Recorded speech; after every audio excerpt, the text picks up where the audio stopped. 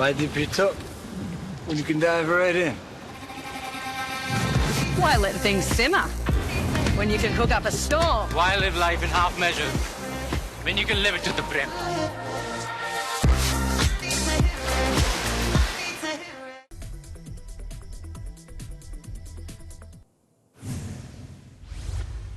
तीन दिवस राज्यावर पावसाचं सावट. मध्य महाराष्ट्रातील काही जिल्ह्यात मेघगर्जनेसह पावसाचा इशारा.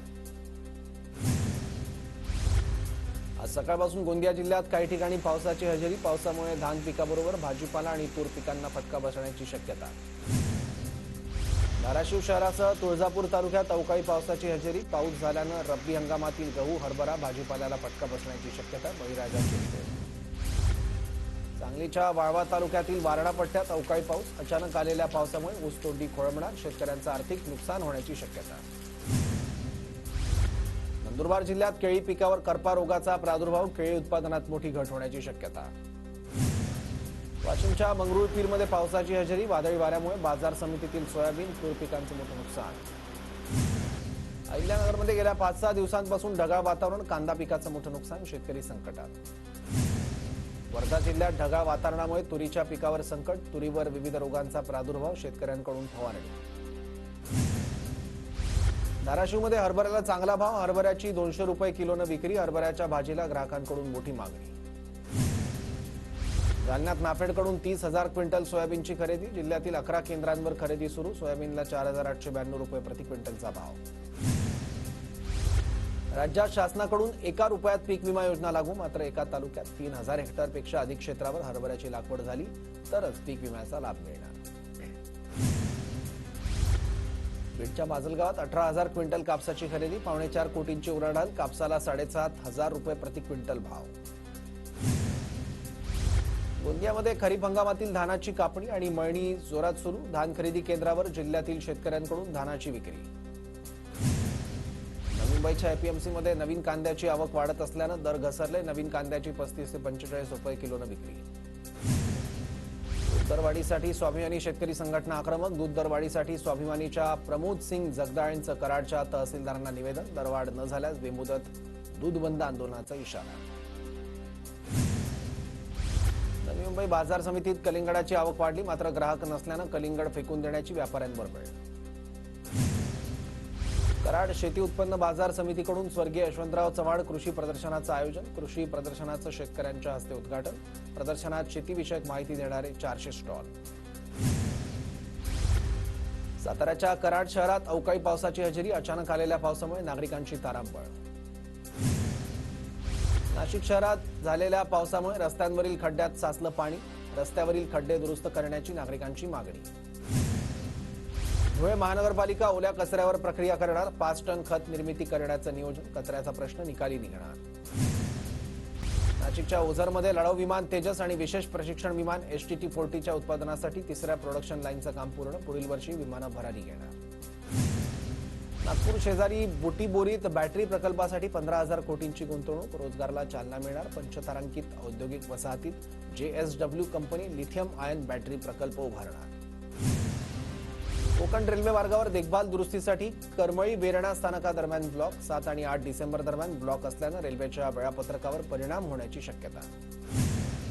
पुणे सोलापूर मार्गावरील वाहतुकीत जलवाहिनीच्या कामानिमित्त बदल. मम्मादेवी चौक ते अर्जुन रस्ता T जंक्शन दरम्यान कामाला सुरुवात. एमपीला तोट्याचा भार सोसवेना. पुणे पालिकेकडून तिकीट दरवाढीची मागणी. दरवर्षी कोट्यवधींचा तोटा. नागपूर विद्यापीठाला नवीन कुलगुरू मिळणार. IIT जोधपूरचे प्रोफेसर अग्रवाल यांची समितीवर सदस्य म्हणून निवड. पार्टी सारथीच्या विद्यार्थ्यांना 2 महिन्यात फेलोशिप मिळणार. विद्यार्थ्यांची कागदपत्र पडताळणी प्रक्रिया पूर्ण. विद्यार्थ्यांकडून 6 माही अहवाल मागवला. राज्यातील 4 कृषी विद्यापीठातील पदव्युत्तर अभ्यासक्रमाच्या जागा रिक्त. आता विद्यापीठ स्तरावर 10 डिसेंबर रोजी विशेष प्रवेश फेरी होणार. धुळ्यात बाळापूरमधील 2 पेट्रोल पंप सील. मालमत्ता कर थकवल्यानं मालमत्ता कर विभागाची कारवाई. मालेगाव कथित वोट जिहाद प्रकरणात ईडीच्या छापेमारीत मोठी कारवाई. मुंबई आणि अहमदाबादमध्ये 60 ठिकाणी छापेमारी. गुरुद्वारात दानरूपी आलेल्या दागिन्यात गैरव्यवहार झाल्याची उच्च न्यायालयात याचिका. 94 किलो दागिने वितळून 48 किलो झाल्याचा दावा. शासनाने 18 डिसेंबरपर्यंत उत्तर दाखल करण्याचे न्यायालयाचे आदेश. पनवेल महानगरपालिका क्षेत्रात 21व्या पशुगणनेस सुरुवात 25 नोव्हेंबर ते 28 फेब्रुवारी या कालावधीत पशुगणना होणार. धाराशिवच्या कळंब तालुक्यातील सापनाईमधील एकाची 5.5 लाखांची ऑनलाईन फसवणूक. जादा परताव्याचा आमिष दाखवून एकाची फसवणूक. गोंदियातील माजी आमदार दिलीप बनसोड यांच्या घरातील चोरीचा उलगडा. घरफोडी करणाऱ्या चोरट्याला पोलिसांकडून अटक. आरोपीकडून 21 लाखांचा मुद्देमाल हस्तगत. तिरोडा पोलिसांची कारवाई.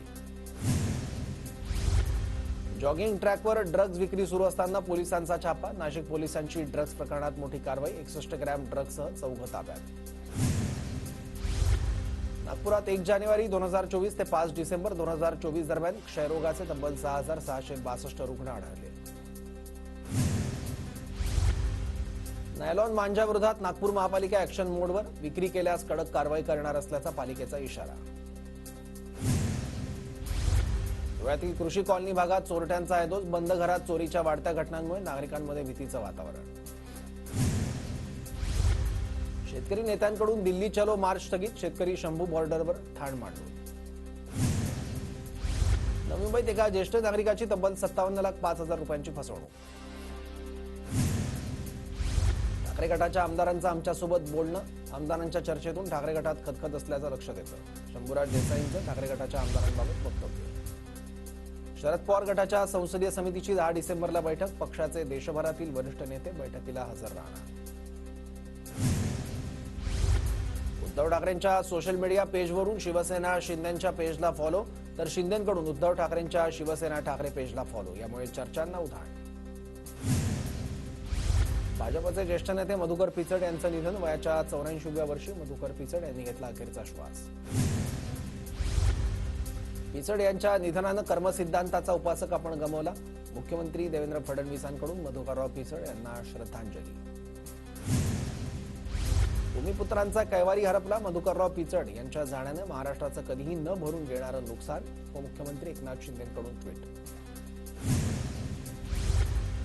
चांगल्या सहकार्याला मुकलो. मधुकर पिचड यांच्या कुटुंबियांना परमेश्वर शक्ती देव. शरद पवारांकडून मधुकर पिचड यांना श्रद्धांजली. प्रेमळ सुसंस्कृत नेता महाराष्ट्रानं गमावला. सुप्रिया सुळे यांच्याकडून मधुकर पिचड यांना श्रद्धांजली अर्पण.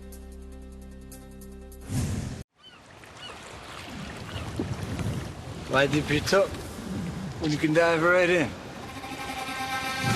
Why let things simmer when you can cook up a storm? Why live life in half measures when you can live it to the brim?